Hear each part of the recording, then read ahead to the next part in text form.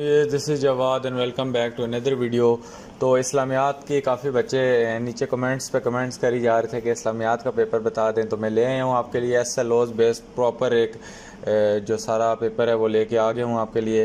तो ये आपको वहाँ पे एस एल ओज़ वाले में अवेलेबल शायद ना हो, तो उसके बाद यहाँ पे मैं इसको आपको पहले समझा देता हूँ। तो चैनल को लाजमी सब्सक्राइब कर लो, जिसने नहीं किया हुआ तो वो भी सब्सक्राइब कर ले। इसकी मेरे पास वर्ड फाइल पड़ी हुई है, तो ये मैं आपको अभी सारा कुछ दिखा देता हूँ। तो इसमें क्या है, the question paper is organised on the following three section, namely section A, B and C. Question pose may be text derived from unseen but in similar pretext and difficulty level as per lesson taught in a course. Distribution of the question with respect to cognitive domain with each section shall roughly be around 3% knowledge, 50% understanding and 20% application. तो यहाँ से मैं इसको थोड़ा सा change करूँगा, बल्कि इसको हाईलाइट करता हूँ क्योंकि आगे उर्दू लिखी है, तो वर्ड फाइल में आपको अगर आपने कभी बनाई है तो ये ख़राब हो जाएगी। नीचे 30% आपकी नॉलेज आएगी, जो हमारे पास 50% हमारे पास क्या आएगी, अंडरस्टैंडिंग। यू का मतलब होता है अंडरस्टैंडिंग, नॉलेज का के एन ए, ये जो इनकी कॉग्निटिव डोमेन्स न्यू बनी है इसका यही मकसद है। तो ये 50% हमारी अंडरस्टैंडिंग आएगी और 20% आप जो अप्लाई करके देंगे एप्लीकेशन वो आएगी। तो यहाँ पे क्वेश्चंस इस तरह डिज़ाइन किए जाएंगे कि कैंडिडेट्स उसको आराम से कर ले, और ये भी आपको बिल्कुल इतना आपको इस तरह सवाल जवाब दिए जाएंगे ताकि आप उसको बआसानी कर लें। तो यहाँ पे सेक्शन ए पे आते हैं। तो सेक्शन ए में क्या होगा कि 10 एमसीक्यूज़ आपके पास होंगे, जो कि आप सबको पता है एसएलओज़ पैटर्न के मुताबिक भी 10 एमसीक्यूज़ ही होंगे और ये कंपलसरी होंगे। और इसमें जो हिस्सा कुरान है, तो इसमें जो हिस्सा अव्वल है, इसमें से हिस्सा कुरान में से 5 आपको एमसीक्यूज़ आएंगे, और जो हिस्सा हदीस है, हदीसों में से आपको टोटल 2 एमसीक्यूज़ आएंगे। और उसके बाद हिस्सा मौज़ूआत से मतलब हिस्सा कुरान से मतलब है कुरान पाक की आयात। हदीस से मुराद आपको पता है कि कौन सी हदीसें हैं, और हिस्सा मौज़ूआत से मुराद आपको पता है जो आपके चैप्टर्स है, आपके जो तहारत वाला चैप्टर है, इस तरह के जो चैप्टर्स है उसमें से 3 एमसीक्यूज़ आएंगे। ज़्यादा एमसीक्यूज़ की परसेंटेज कहाँ से आ रही है जी, हमारी आयात हैं, इनके आगे जो मुश्किल अल्फाज के मीनिंग लिखे हुए हैं उधर से आएंगे। तो इस लिहाज से आपने एमसीक्यूज़ की तैयारी करनी है। बाकी सेक्शन बी में एसएलओज़ के मुताबिक आपको कुरानिक वर्सेस दी जाएंगी 9, ये जो जिनके नंबर होंगे, और उसके बाद आपने 3 कुरानिक वर्सेस जो होंगी उनको यहाँ पे भी ट्रांसलेट करना होगा इस पैटर्न के मुताबिक भी। और आपको कितनी वर्सेस दी जाएंगी, 5 में से आपने 3 करनी होंगी, तो इसमें कोई चेंज नहीं आई। उसके बाद आपको हदीस नबवी दी जाएगी, जिसमें 2 में से आपने 1 करनी होगी। ये 1 2 नीचे लिखा है, तो आपने 1 करनी होगी। और उसी तरह क्वेश्चन नंबर 4 पे आए, जो लॉन्ग क्वेश्चन और शॉर्ट क्वेश्चन हैं। यहाँ पे शॉर्ट क्वेश्चन आपके कितने नंबर के होंगे, 10 नंबर के होंगे। तो यहाँ पे अज्जा की शॉर्ट क्वेश्चन रिस्पांस, एस और क्यू एस का मतलब है शॉर्ट रिस्पांस क्वेश्चंस। तो ये शॉर्ट रिस्पांस क्वेश्चन जो होंगे 2 नंबर का एक क्वेश्चन होगा, और ये कैंडिडेट्स को अटैम्प्ट करने होंगे 5, और जिनके कितने नंबर होंगे 5 2 10। तो यहाँ से हिस्सा कुरान मतलब कि जो आयात हैं आपकी, उनमें से 3 सवालात आएंगे। हदीस में से आपको 1 क्वेश्चन आएगा, और उसके बाद जो हिस्सा मौज़ूआत है इसमें से भी 3 सवालात आपको आएंगे। मुझे उम्मीद है कि इस तरह डिटेल से आपको पहले किसी ने नहीं बताया होगा कि कितने सवाल कितने चैप्टर में से आएंगे। तो ये एसएलओज़ बेस इस्लामियात का मैं पहली बार इस तरह का लेके आया हूँ आपके लिए। बाकी full book video, MCQs video, important आयात, वो सारा कुछ बाद में लेके आऊँगा। फ़िलहाल ये पेपर भी बहुत इंपॉर्टेंट है। उसके बाद दिस सेक्शन सी आ गया जी, लॉन्ग क्वेश्चन वाला। 3 extended response question. Extended response question ये एसएलओज़ की टर्म इन्होंने यूज़ की है यहाँ पे, तो ये वही आपके लॉन्ग क्वेश्चन हैं। इनको यहाँ पे इन्होंने एक्सटेंडेड रिस्पॉन्स क्वेश्चन दिया है, और कैंडिडेट्स को दिए जाएंगे, इनकी चॉइस होगी। तो it comprises of 2 parts question and deemed necessary by paper setter in order to balance out the distribution of various concept knowledge from definite cognitive domains। आपको ने देखा होगा कि फेडरल बोर्ड वाले आजकल cognitive domains का बहुत ज़्यादा यूज़ कर रहे हैं।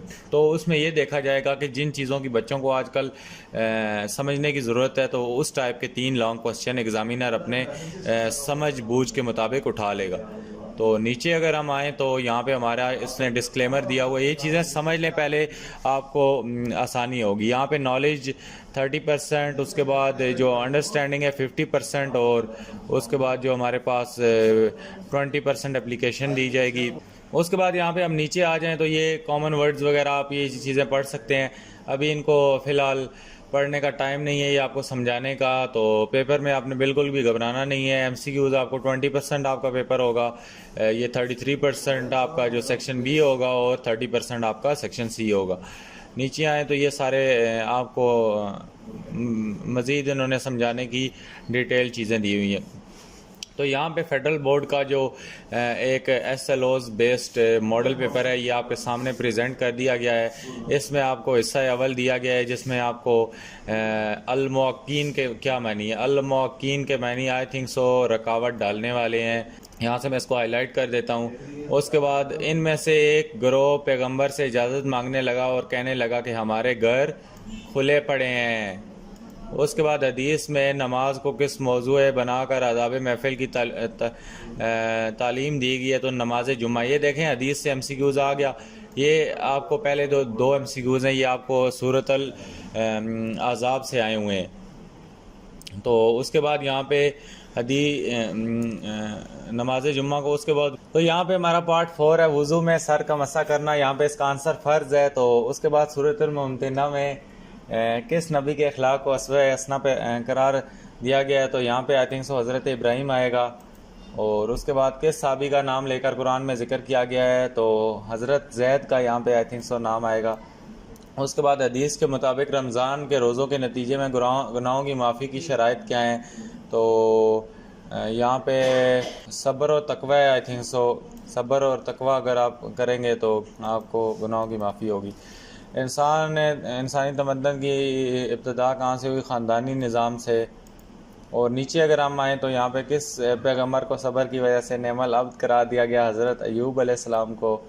और उसके बाद किस गज़वा में अल्लाह ताला ने आंधी के ज़रिए अहले ईमान की मदद की, तो यहाँ पे गज़वा खंदक आई थिंक सो आएगा। तो ये गज़वा खंदक में हवा जब चली थी तो खैमे उड़ गए थे, और इस तरह मेरे ख्याल से यही है। उसके बाद चलते हैं आगे। तो फेडरल बोर्ड का ये जो आपको दिया गया आयात, तो ये आयात मैं आपको बता देता हूँ। यहाँ पे इसमें से वाइज़ा यक़ूलुल मुनाफ़िक़ूना वल्लज़ीना फ़ी क़ुलूबिहिम, जिनके दिलों मुनाफ़िकों के दिलों में मर्ज़ था, तो ये वो वाली आयत है। इसको आपने लाजमी कर लेना है, बहुत इंपॉर्टेंट है। उसके बाद मा कान मोहम्मद आबान, मोहम्मद आप सल्लल्लाहु अलैहि वसल्लम में से किसी के बाप नहीं बल्कि वो ख़ातम नबीन है, ये वो वाली है। उसके बाद इन्नल्लाह व मलाइकतु, तो जब अल्लाह ताला ने मोमिनीन की मेरे ख्याल से मदद को फ़रिश्ते भेजे। और उसके बाद लन तफ़ाकुम अरहामा, तो यहाँ पे मेरे ख्याल से क़यामत के दिन के बारे में कोई है। और उसके बाद असल्लाहु या जलू, तो यहाँ पे इसको भी आपने देख लेना है। उसके बाद किसी हदीस का तर्जुमा और तशरीह करें। मन तख्ता रकाबन नासा, ये जुम्मे वाली हदीस है। तो जो आई थिंक सो दूसरों की गर्दनें फैलाते हुए जाएंगे तो उनको जहन्नम की आग होगी, इस तरह वाली है, ये देख लेनी है आपने बुक से। उसके बाद कुल्लकुम रागिन, ये वाली भी हदीस इंपॉर्टेंट है, इसको भी देख लेना है।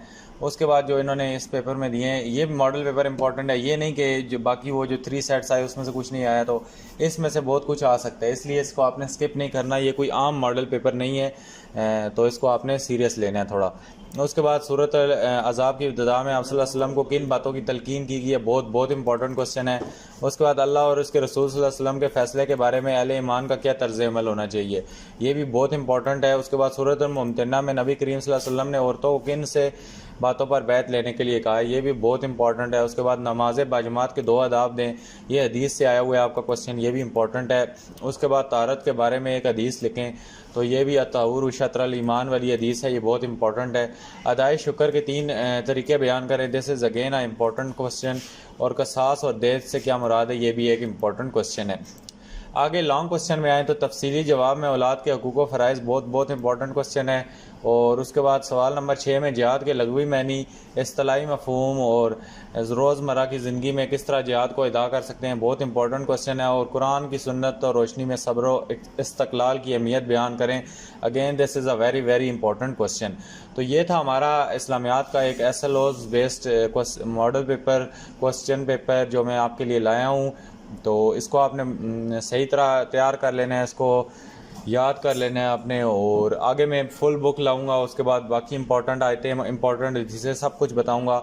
फ़िलहाल के लिए इसको ही कर लें तो बड़ी बात है। तो उम्मीद है आज की वीडियो आपको अच्छी लगी होगी। अगर वीडियो अच्छी लगी है तो चैनल को लाजमी सब्सक्राइब कर लीजिएगा। वीडियो को जिसने पूरा देखा है, यहाँ तक आखिर तक समझ के देखा है, वो कमेंट करे।